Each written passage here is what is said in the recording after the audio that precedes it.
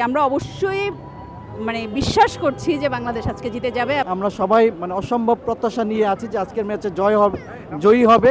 Bangladesh versus Singapore আজকে যে চমৎকার একটা টুর্নামেন্ট, আন্তর্জাতিক টুর্নামেন্ট, নিঃসন্দেহে আজকে প্রমাণ করছে যে বাংলাদেশে ফুটবলের উন্মাদনা আবার ফিরে এসেছে। সেই ৯০ দশকের আবাহনী মোহামেডান বা আমরা বাংলাদেশ ভার্সেস অন্যান্য যে ইন্টারন্যাশনাল ফুটবল লিগগুলো আমরা দেখতাম, সেই একই ধারাবাহিকতায় আমরা আবার দেখতে পাচ্ছি। প্রত্যাশা কি, আমরা অবশ্যই বিশ্বাস করছি যে বাংলাদেশ আজকে জিতে যাবে। আমার কাছে মনে হচ্ছে যে দীর্ঘ বছর পরে আমরা একটা চমৎকার একটা উদ্দীপনার মধ্যে ঢুকছি, একটা আনন্দ, একদম এই আনন্দটা তো আসলে কোনো কিছুর সাথে মিলানো যাচ্ছে না। আমাদের ন্যাশনাল টিমের যে খেলোয়াড়রা নামছেন সেই টিমে হলো আমার ছেলেও সাথে আছেন, খেলোয়াড়দের হাত ধরে তারা মাঠে নামছে। এজন্য এটা হলো আমি ফিল করছি যে আমার লাইফের একটা সবচেয়ে স্মরণীয় ঘটনা এটা। এবং হ্যাঁ, আমার ছেলে, আমি গ্যালারি থেকে দেখবো যে আমার ছেলে মাঠে আছে। আমার ধারণা যে আমার ছেলের কারণে আজকে যেই চমৎকার একটা দিন আমি পেয়েছি, এটা আমার সারা জীবনের জন্য স্মরণীয় হয়ে থাকবে। এবং এটার জন্য আমি অবশ্যই আমাদের ফুটবল ফেডারেশনকে ধন্যবাদ দিচ্ছি যে এরকম একটা মুহূর্ত তৈরি করে রেখেছে আমাদের জন্য। ফুটবলের উন্মাদনা বরাবরই ছিল, বাট সেটা জেলা পর্যায়ে বা অন্যতে, এখন এটা ইন্টারন্যাশনাল পর্যায়েও আমরা আশাবাদী যে একসময় হয়তো খেলতে পারবো আর কি।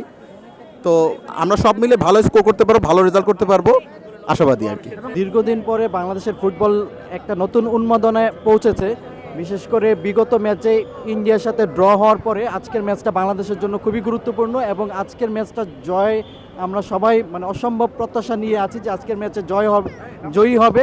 আমার মনে হচ্ছে যে এইবার আমাদের বিশেষ করে কিছু তারকা খেলোয়াড় আছে এবং বাংলাদেশের দর্শকরাও তাদেরকে ব্যাপকভাবে সমর্থন দিচ্ছে। সব মিলিয়ে মনে হচ্ছে যে ফুটবলের একটা জয় জয়কারের পরিস্থিতি তৈরি হতে যাচ্ছে। পাঠাও চলো দেশি ভাইবে, পাঠাও বাইকে ৩০০ টাকা পর্যন্ত ডিসকাউন্ট। ডাউনলোড পাঠাও অ্যাপ নাও।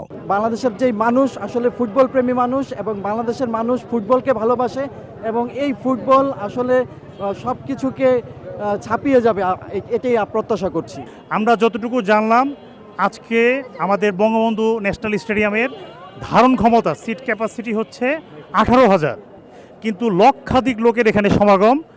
অনেক লোক টিকিটের জন্য স্টেডিয়ামের ভিতরে ঢুকতে পারছে না, বাট বাংলাদেশ ফুটবল ফেডারেশন তারা চমৎকার আয়োজন করছে, বিভিন্ন জায়গায় ডিসপ্লে আয়োজন করেছে।